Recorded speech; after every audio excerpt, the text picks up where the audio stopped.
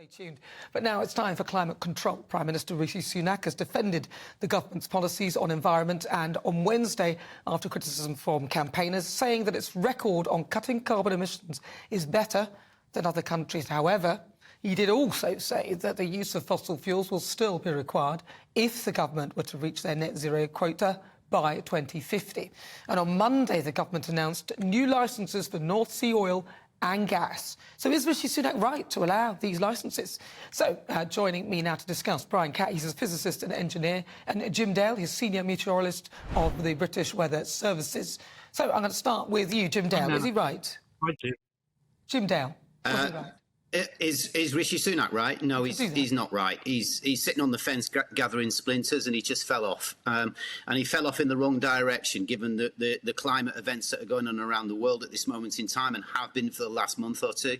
Well, which events specifically, Jim? Which one was you saying, the climate events? Well, I tell you what, there's a list of 100, Nana. Just give me one. I'll give you one. OK, so world sea temperatures reached a peak yesterday, all-time modern peak, 21 degrees on average right across the globe. That's one. OK, so that's all modern history. They are, some parts of this world are near, I wouldn't say they're boiling, but they're halfway up there. And Jim, we've been measuring sea temperatures from when, sorry? So roughly from about, well, we've been doing it for about 300 years in terms of dropping stuff into the oceans, but 150 years is about where we are. But look, it's the last and Jim, the planet has been around for how long? 15 years that are the really big part of this. OK. So you think he was right. Brian Catt. Well, just quickly on the figures, that's not right. We've only had accurate sea coverage since 1979 when we had satellite constellations. Before that, it was engine intakes, buckets over the side of boats and massive interpolation across the whole ocean. Now we have satellites going down the face of the Sorry, let him finish. Okay. So you're saying that Jim is wrong with his calculation there. What about the sea temperatures, though? Because Jim has pointed out that we had the hottest sea temperatures. The global temperature now is a fraction of a degree under what it was in 2016 and 1998 at the El Nino times. And it really is totally irrelevant to use that as a measure because, of course, we know it was 2 degrees warmer in Egyptian times and we're only a degree above what it was at the coldest in 8,000 years in 1850. So we're not in any way near to boiling. The danger we have actually as a planet is freezing when the seas freeze and reflect the sun, and then we're really in trouble. That's a tipping point. Going upwards a degree or two.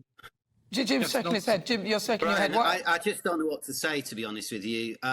We can go along we can go along this path of misinformation and lies, which you're putting out. Let's make it absolutely clear. The data is out there from NASA. By the way, 1979 for registering sea temperatures. I was actually in the Royal Navy doing exactly that before 1979.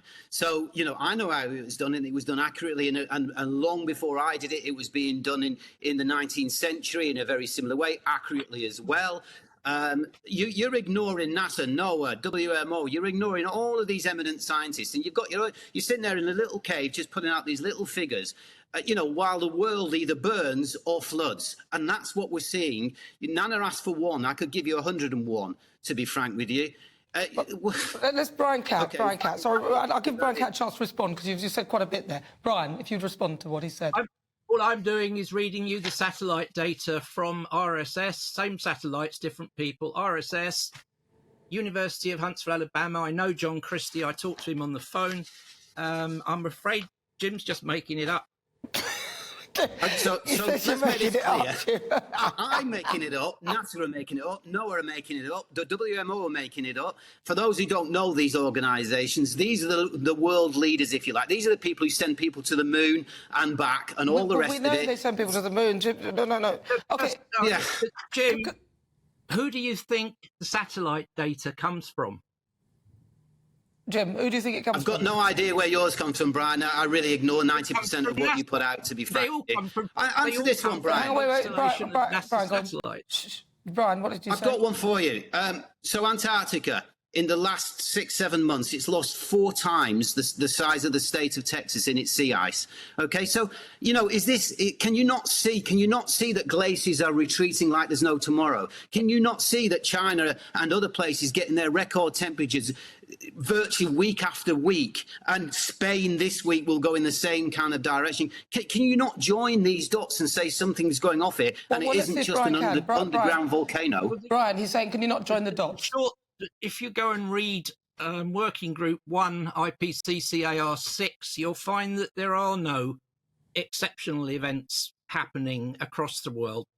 Cherry picking odd things here and there are just wrong. If you look at the satellite data, Antarctica, by the way, is an almost static continent.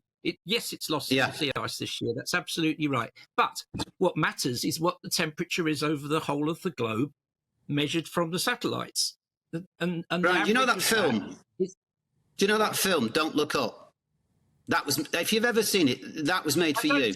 I don't do movies, Jim. I do facts. I don't think he's got time for movies. You need to see it. Look, can I just say, movies are usually make-believe, a lot of them.